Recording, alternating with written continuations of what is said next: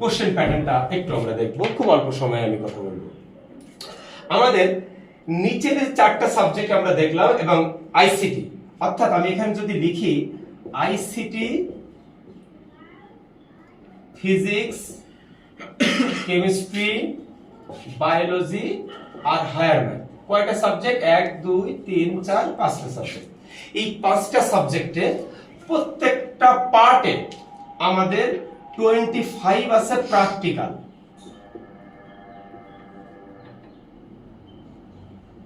এখন আমাদের এখানে 1 2 3 4 5টা সাবজেক্ট, মোট পার্ট কয়টা?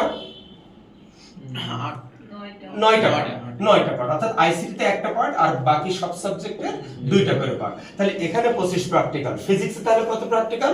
50। 25 ইনটু 2। ঠিক তেমনি কেমিস্ট্রিতে 50। তারপরে এই যে তোমার এই সাবজেক্টগুলোতে আমরা দেখতে পাচ্ছি এখানে প্র্যাকটিক্যাল মার্কস হচ্ছে 50। তার মানে ইন্টারমিডিয়েট সায়েন্সে যে স্টুডেন্টটা পড়বে সে কিন্তু এতগুলো নাম্বার খুব অল্প কষ্টে সে পেয়ে যাবে। এটাই হচ্ছে সায়েন্সে পড়ার একটা বড় সুবিধা।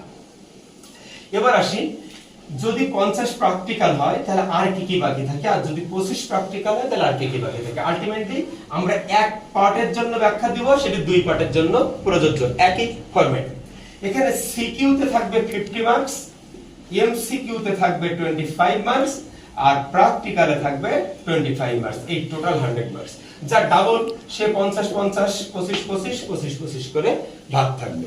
তো এইটা আমাদের কোশ্চেন প্যাটার্ন।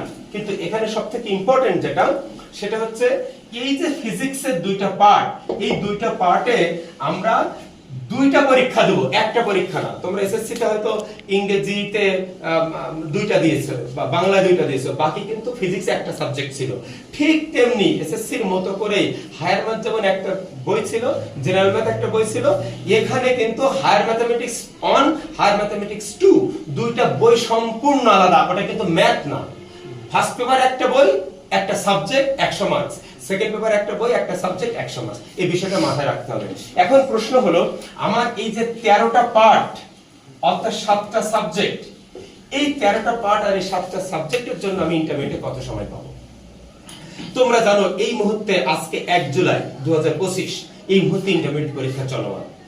তারপরে তুমি ধরে নিবা আগামী ঠিক 2 বছর পর তোমার পরীক্ষা। তোমরা যারা এই বছর এসএসসি পাস করে ইন্টারমিডিয়েট ফার্স্ট ইয়ার শুরু করবে, তাহলে আগামী 2 বছর পর যদি তোমার পরীক্ষা হয়, অফিসিয়ালি তোমার একাডেমিক যাত্রা এখন শুরু হয় নাই, কারণ তোমার রেজাল্ট হবে, এরপরে কলেজে ভর্তি হবে, তারপরে পড়ালেখা শুরু হবে। তার মানে আমরা ধরে নিব তুমি অ্যারাউন্ড 22 মাস পাবা অফিসিয়ালি। এই 22 মাসের